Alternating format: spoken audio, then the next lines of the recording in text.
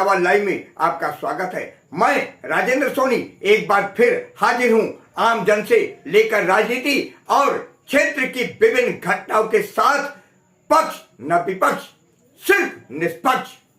पावन चैत्र नवरात्र के अवसर पर हमारी मुलाकात करावल नगर क्षेत्र के समाजसेवी तथा भाजपा कार्यकर्ता लक्ष्मण सिंह डबोला से उन्हीं के आवास पर हुई। विभिन्न मुद्दों पर हुई चर्चा के दौरान समस्त दिल्ली वासियों को भारतीय नववर्ष की बधाई देते हुए समाजसेवी लक्ष्मण सिंह डबोला ने कहा,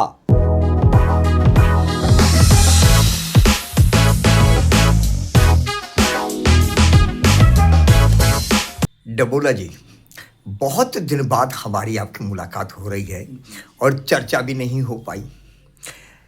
हमारा आज मिलने का प्रयास इसलिए भी था कि कुछ चंद दिनों के बाद ही सनातन धर्म का, हिंदुत्व का नया वर्ष आने वाला है और उसके साथ साथ नवरात्रि भी शुरू होने जा रहे हैं। जी।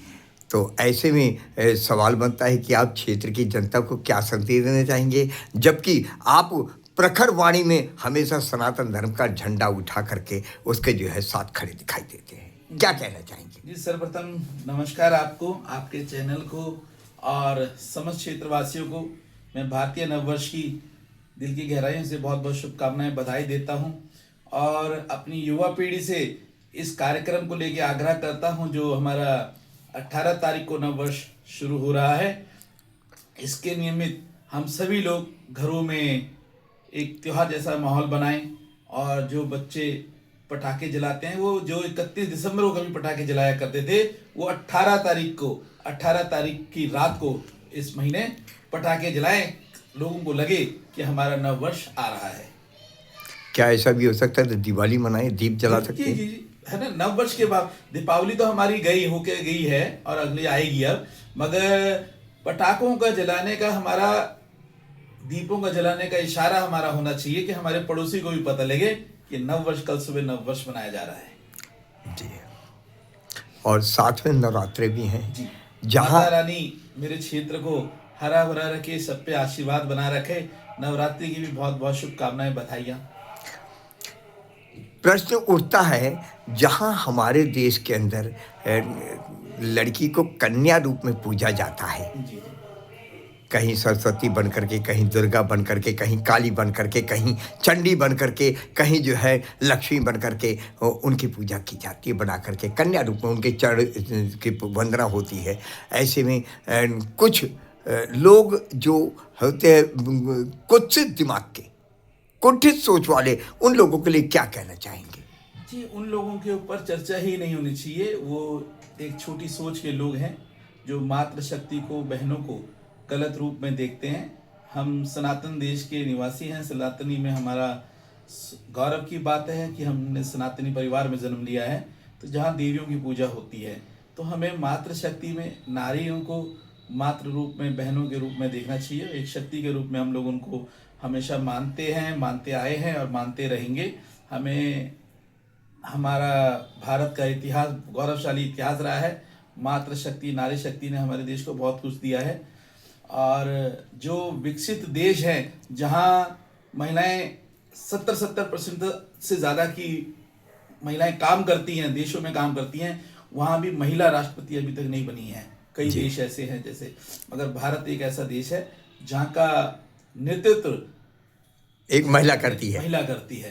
तो ये बड़े सौभाग्य की बात है और वो छोटे लोग हैं जो मातृशक्ति को कमज़ोर समझते हैं और निश्चित तौर पर आने वाला स्वर्णिम समाज, स्वर्णिम इतिहास भारत माता के, यहाँ पे जो भारतीय जनता पार्टी 33% की महिलाओं को जो आज आरक्षित करने जा रही है, कैसा मजबूत निर्णय जो भारतीय जनता पार्टी लेती हुई हर जगह उनको सीटें देने का प्रयास कर रही है, उनको आगे लाने का प्रयास कर रही है।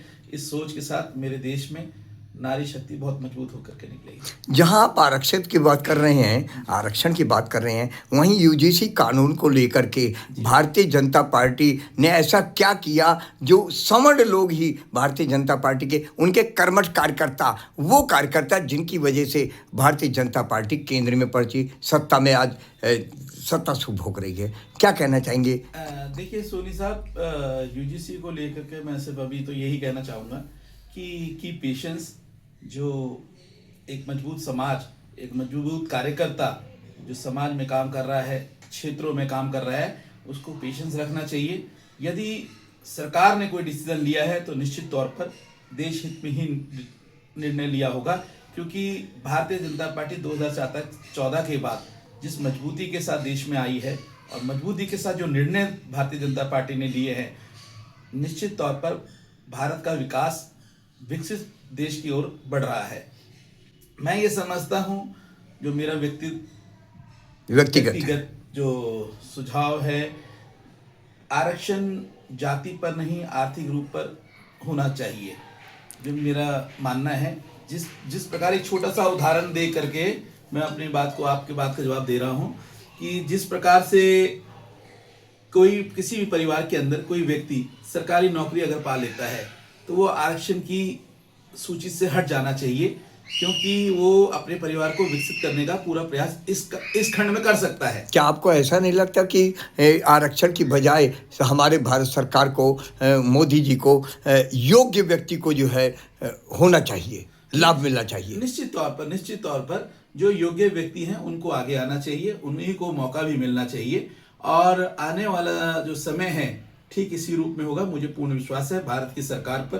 तो हम लोगों को थोड़ा सा धैर्य रखना चाहिए और उसके ऊपर प्रतिक्रियाएं आएंगी। डबोला जी, आपका नाम किसी परिचय का मोहताज नहीं है। आप एक समाज सेवी के रूप में जाने पहचाने जाते हैं। खास तौर से तुकमीरपुर, करावल नगर या सोनिया बिहार वार्ड हो, कोई भी इलाका हो, लोग आपकी प्रशंसा करते नहीं थकते। जी, आभार भाई साहब। इसके अंदर आपने कोरोना काल में भी इतने लोगों को भोजन दिया है। तन समर्पित, मन समर्पित, ये जीवन समर्पित मातृभूमि के लिए। तो मैं जहाँ का हूँ, जहाँ मेरी कर्म भूमि है, यहाँ पर है कि नहीं, तो मैं यहाँ से बाहर कहाँ जा सकता हूँ। और आप देख ही रहे होंगे, जब मैं बाहर भी कहीं रहा हूँगा और जब मेरे समाज को, मेरे क्षेत्र को यहाँ पे किसी कार्यक्रम में, किसी कार्य की, किसी चीज़ की आवश्यकता पड़ी होगी या मेरे आने की यहाँ आवश्यकता पड़ी होगी, तो मैं निश्चित तौर पर यहाँ दिखाऊंगा। अभी दिल्ली में ये मर्डर हुआ है, उसके लिए आप क्या कहेंगे? उत्तम नगर वाले जी, देखिए, समाज में कुछ ही लोग इस तरीके के हैं, एक छोटा सा बच्चे पे गुब्बारा, पानी के गुब्बारे से इतना आक्रोशित हो जाते हैं कि हत्या करने का भी साहस करते हैं। कितनी शर्म की बात है, और कितनी शर्म की बात है, किसी धर्म के त्योहार को मनाने के लिए जी, उस घर का मातम में उस घर को बदल दिया गया। कब तक बर्दाश्त करेंगे, कब तक? ये सिर्फ एक समाज के त्योहारों पे ही ऐसा क्यों होता है? कभी आपने सुना कि ईद में इस तरीके का कोई हुआ हो, या किसी ईद में, किसी रमजान में कहीं पे इस तरीके का वातावरण हो? कभी नहीं होता है। कहने को तो कहते हैं कभी चींटी को भी नहीं मारते हैं रमजान में, फिर लेकिन मगर फिर बड़ी भी दुर्भाग्यपूर्ण घटना है, चाहे वो किसी भी परिवार की हो। इस तरीके का कोई त्योहार मना रहा है, अगर पानी डल गया है तो हमारे समाज के लोग तो हंस के डबोला जी, जहाँ लोग एक तरफ ये कहते हैं कि भाईचारा निभाएंगे, हिंदू मुस्लिम भाई, वहाँ इतने उग्र हो जाते हैं कि वो घर के चिराग को ही बुझा देते हैं। हाँ, यही मैं कह रहा हूँ, सोचने वाला विषय है कि हमारे समाज के लोग बड़े साधारण से ले लेते हैं, गंगा यमुना तहजीब की बात कर लेते हैं जब अपना समय आता है, और जब किसी भाई का त्यौहार मनाया जा रहा हो उसके घर के चिराग को बुझा दिया जाता है। कितनी शर्म की बात है ये। सिर्फ उस अकेले परिवार के लिए नहीं, उनके पूरे समाज के लिए सोचने वाली बात है। उस समाज को आगे आकर के, जिसने ये गलती की है, उस समाज को आकर के उसके घर के आगे उनके ऊपर विरोध करना चाहिए, तब हम माने कि ये यमुना तहजीब है। अपने आसपास की खबरों के लिए देखना ना भूलें सशक्त आवाज लाइव न्यूज चैनल। सब्सक्राइब कीजिए एक लाइक के साथ।